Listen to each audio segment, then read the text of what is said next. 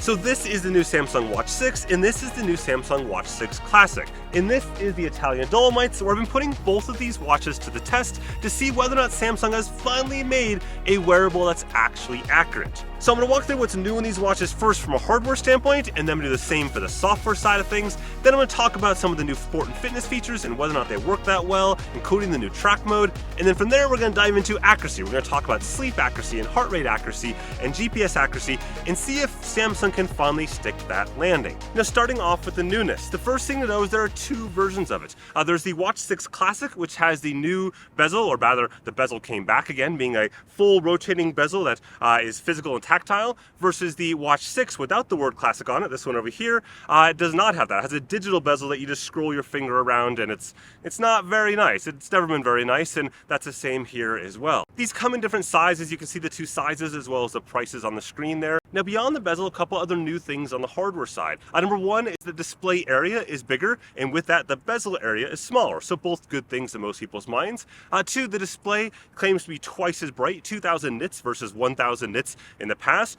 I didn't really have any issues with seeing the display in bright sunny conditions last year, which is usually when you want those extra nits, and I haven't had any issues either on either sunny days or even just kind of cloudy days like this. Additionally, they've slightly increased the battery capacity on both watches, but they've slightly standardized on a 30-hour battery claim and always-on configuration across the board. We'll get into battery in just a little bit later on in the review. And then the last new hardware thing is that they've added a quick release mechanism to the inside of the strap. It's a very small button there. It's definitely far better than the past. The button's just a tiny bit smaller than I prefer it to be, but overall I don't change straps a lot, so this is way better than it used to be. And now just a quick note, if you are finding this video interesting or useful, just go ahead and whack the like button at the bottom there. It really does help with this video and the channel quite a bit. In any case, what's the new software features? Number one, they've gone to Wear OS 4. Number two, with that, they've gone to Samsung's One UI 5, which is basically their skin on top of that, so it has more of a Samsung kind of feel to it. They've added a whole bunch of new sleep metrics around sleep consistency and some sleep animals. Again, we'll talk about that in just a second as well. They've also added a new sleep screen at night. So basically this kind of screen that you can see the time in there, but it's otherwise locked, following what a lot of other companies in the space have done over the last couple of years. Yet during the daytime, if you flip the watch over, you'll no longer see the green lights for passive heart rate monitoring. So you'll see it certain workouts, but for 24/7 heart rate monitoring, they've gone to an infrared design. And then on that same heart rate front, they've added a regular heart rate notifications for users of Samsung phones in basically countries that Samsung has regulatory approval for, primarily for the ECG side. Keeping in mind there are three features which only work with the Samsung phones, meaning you have to have a Samsung phone with it. The first one is ECG, or the electrocardiogram feature, that was introduced a couple years ago. The second is the irregular heart rate notifications I just mentioned. And the third feature is blood pressure monitoring. That's only available in some countries. In fact, all those are only available in certain countries and only on Samsung phones. Next, on the workout front, they've added two features. The first one is an automatic personalized heart rate zone feature. So once you run for 10 minutes, it'll go ahead and generate these new heart rate zones for you. And I found them actually not that bad, pretty accurate. I was kind of surprised there. So good job on that. And then two, they've added running track mode. So now if you're at a running track, you can go ahead and get automatic track recognition and have the track theoretically snap to that track. We're gonna have to talk about that because that gets back to the title of the video right there. So let's talk a little bit about the watch and the bezel. The thing to understand is no matter which watch you use, they are identical across the board in terms of their features. Just have a bigger display size, or one has the physical bezel that you rotate. And the bezel that you rotate here on the Classic is very solid. It feels really, really good. The watch feels heavy as well. It responds really well. I would say that once in a while when you rotate, it'll either skip a beat or it'll go ahead and miss a beat, one of those two. So it'll double skip, if you will, or things like that. But I would say 90-95% of the time, it's spot on. But that's way better than a non-physical bezel on the non-Classic versions. It's just cumbersome to use. Still, I find myself a lot of time just simply swiping left or right on both watches, or up or down, which accomplishes the same thing as the bezel. So on either watch, if you just swipe up from the watch face, you'll see the list of apps. These are all Wear OS apps, so you can go ahead and install other Wear OS apps out there. Since Google added their own hardware last year with the Pixel Watch, we've seen an explosion of interest again in Wear OS. So the app quality has gone up a lot, which is pretty nice. If you were to swipe down from the top of the watch, you'll get into settings. There's a gazillion settings there you can play with. All of them have worked fairly well in my experience. And then swiping from the left-hand side, it gets you the notification window.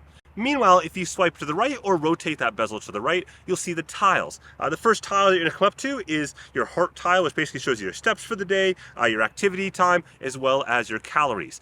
You can tap on that if you want to and get more details in any one of those, or you can continue rotating that bezel to the right to other tiles. The first tile by default you come to is the sports start screen. Again, we'll talk about that in the sports section.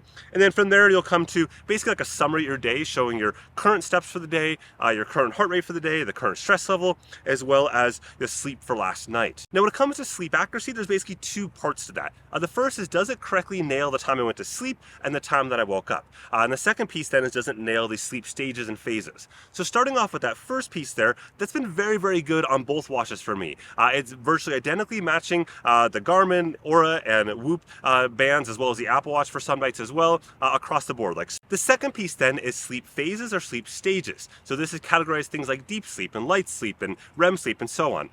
In that case, that's not something I tend to compare. And the reason for that is that the technology to compare sleep stages isn't super accurate. Even if you look at gold standard methods, those methods only tend to be like the mid 80s, maybe 90 in a best case scenario from an accuracy standpoint. Headbands like the Dream headband are only scored about 83% accurate, and we would never compare general heart rate accuracy to something that's only 80% accurate. Like, that's just crazy talk. So just for fun, you can see here is one night's worth of data from the Galaxy Watch 6 Classic compared to the Aura Ring, compared to the Whoop band, compared to the Garmin band. And those buckets of data are vastly different between all of them. So just leaving that there is like a general pile of burning dumpster fire situation when it comes to sleep stage and sleep phase accuracy for pretty much all wearables. Now, there is a new sleep consistency screen on both the watch and the phone, and that's basically just showing you, are you consistent at going to bed at a certain time or waking up at a certain time? Haven't found it super useful yet. In addition to that, there's the new sleep animals. We saw Google Fitbit roll this out last year, and now Samsung's got on that same train. If you want an animal, there's an animal. It's not my cup of tea, but you know, it could be your cup of animal. Now, with the recovery sleeping done, let's talk about doing a workout. So to get to the workout menu, the easiest way is to go ahead and rotate that bezel to the right. You'll see the workout menu there. You can automatically tap one of those three sports to start it right away, or you can go to the more tile to get more sports. From there, you can see the GPS status and heart rate status of any sport that you're doing as you rotate left and right to choose the sport that you want. And then at the bottom there is settings. That's where you can change things like your data pages. You have 2 custom pages, up to 7 data fields per page, as well as your targets.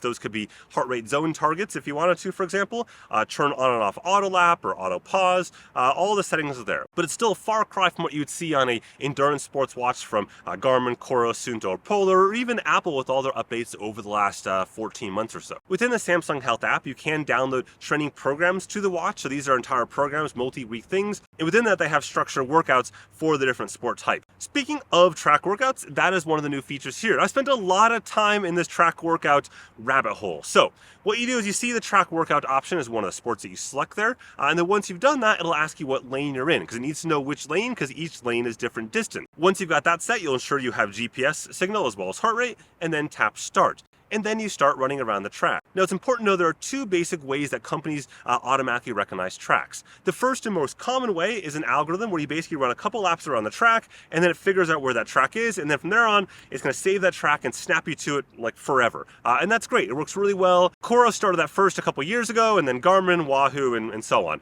And that method works great because it works everywhere in the world, no matter where you are, as long as there's a track, it works spot on. And that's what Samsung's doing. The second method is what Apple's doing, where they've got a pre-populated database for a handful of countries, and that means when you walk onto the track, it automatically sees that track and says, boom, you're on this track, which lane you're in, and you're off and going. That's great for the handful of countries that Apple supports, but it's useless for every other country in the world. So I would prefer like a blended approach if you did both, but Samsung's chose the algorithm approach, which theoretically should work out pretty well. So to demonstrate how this learning process works, I took a bunch of watches out and did 2 loops around the track, so 800 meters, which is normally what you need for algorithm detection. And you can see the Samsung watch there is pretty rough. Then I saved that and went ahead and decided that wasn't looking too good, so I gave it another 4 laps. And of course, with the Samsung watch, you can't see the plot it's doing until you've saved it, so I had to save it to see where it was. I did 4 laps then, and that started to really improve things. You saw it started to kind of pull together, but it was still off a bit. So in any case, I saved that again and then went out again and did it. And on this final one here, you can see now the track loop is spot on. And it's within a few meters of 400 meters. So that's really solid, 396 meters, 400 meters for that single loop. So good job there, in the same range as the rest of them. Except one little problem. it's all crooked. It's like angled, like someone like poked it and it went like offset or something. And I thought that was kind of weird because all the other ones are spot on, like almost exactly on lane 1 or lane 2, whatever the case may be. You know, the problem is there isn't any way to delete the track out of Samsung's track database. So I said, okay, I'm gonna go to a different country. So I went to Germany, went to a track there, and did effectively the same thing.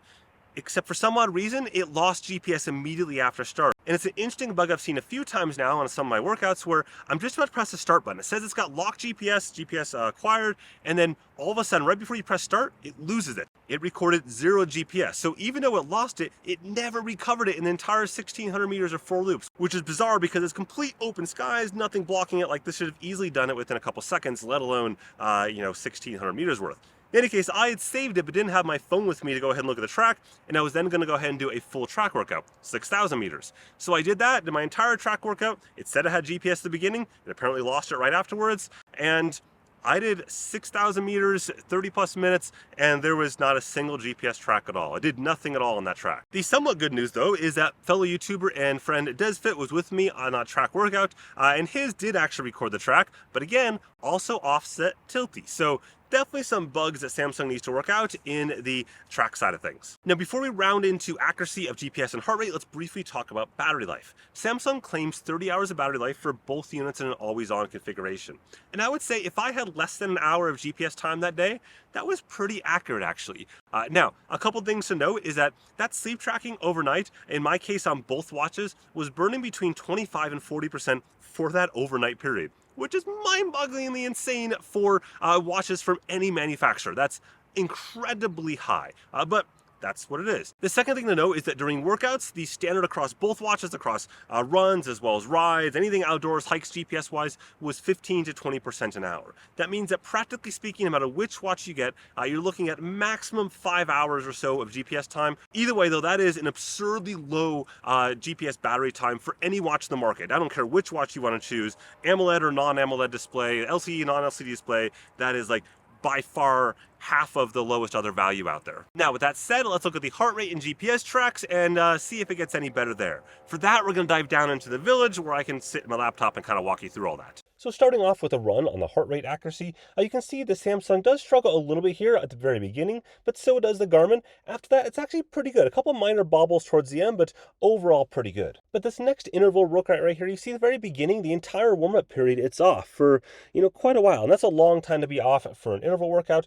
The rest of the intervals were actually fine though. The second to last one, you can see it cut off the top there, a little bit odd, but again, it's funny how the warm-up be wrong, but the actual intervals be correct. And then another interval workout here, this time with one of each edition. So the Samsung Watch 6 on one wrist and the Samsung Watch 6 Classic on the other. And you can see that, again, the beginnings are rough, but towards the middle of it, it's mostly okay with some bobbles towards the end. Again, not great though. And then we got this 90-minute outside ride, and you can see it's a dumpster fire. It's really bad there. And the same is true for this other ride. Once you get to the halfway marker, just lots of variance there in the second half in orange, which really shouldn't be the case. And then here, this ride, which should have been relatively easy. It's very, very steady state, long climbs, and you can see how one of the two editions was wrong. So the Watch 6 was wrong for both of the starts of those climbs, which again should have been the easy part that it absolutely should have nailed. Now, switching over to GPS accuracy, this should have been a relatively easy run. No major challenges in this one. You can see it cut corners all over the place. Like anytime there was an opportunity to cut a corner, it took the corner cut.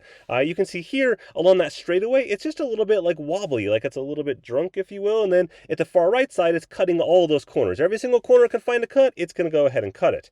Meanwhile, out on a ride right here, things are better when you're going faster, but you see it still cuts a lot of these same corners over and over again. Now, kicking up a bit into one of my tests I do for virtually every watch out there, which is the city building test.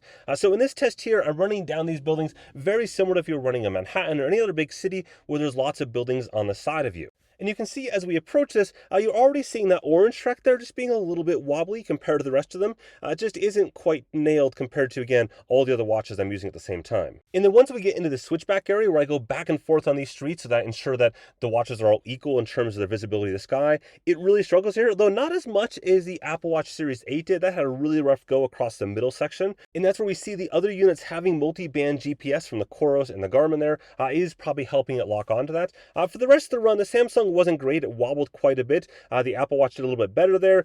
So I would say it's kind of a wash between who did the worst, Samsung or Apple in this particular scenario. Next, up into the mountains here in the Dolomites on the switchback section, and that reddish color there, that's the Samsung just meandering a bit. It's, again, just kind of all over the place. You can see it here. It's not quite as crispy, either of those two Samsung watches, either the purple or the red, as the green track there, which is from the multi-band Garmin Edge unit. And the same here for these switchbacks, where again, it's just kind of missing all those turns and putting me off the cliff. And then here on this run in the trees, you can see the Samsung watch is the one that's offset by the rest of them. It's still offset here. In fact, both Samsung watches, both the blue and the red tracks, are offset compared to where I actually ran and where the true tracks are from both the Garmin and the Coros watches. So overall, while I saw some good improvement in GPS acquisition time, that was how long it took to find GPS, once it established it, it wasn't really as good as any of their competitors in landscape today. And from a heart rate standpoint, it wasn't bad on some of the intervals, but it really struggled on kind of more normal scenarios, like just simply the warm-up period and other things like that. So still seems to lag behind what it should be in 2023. Okay, so where do we stand overall? Well, starting off with the hardware side of things, on the Classic Edition, the feel of this watch is really solid. Overall, very, very good. Meanwhile, on the non-Classic Edition, it's fine. It's the exact same watch as the 4 and 5, basically. Just it looks all the same. It kind of acts the same as well. On the software side of things, they've added some minor improvements, but I think that's where I'm just a bit surprised. So many of their competitors have added so many new features, especially fitness, sport, kind of health features over the last 2 years. And of course, as we dive deeper into looking at accuracy, whether it be GPS accuracy or heart rate accuracy, it's not good. For as big as Samsung is, and as many resources as they have, they're getting slaughtered in accuracy from comparatively tiny little companies like Coros and Polar and Suunto and even Amazfit and others when it comes to accuracy. And the same is true of their bigger competitors as well, whether it be Google, Apple, Garmin, Huawei. They're all easily beating Samsung, and Samsung is years behind the competition in terms of accuracy. And while some of you might say Samsung will address that in a firmware update, history has shown that's never been the case. Every single year I do these videos, every single year it's bad, every single year people say it'll get better in a firmware update. It never does. Maybe next year. Anyways, hope you found this interesting, useful. If so, go ahead and whack that like button at the bottom there, or hit subscribe for plenty more sports technology goodness. With that, have a good one.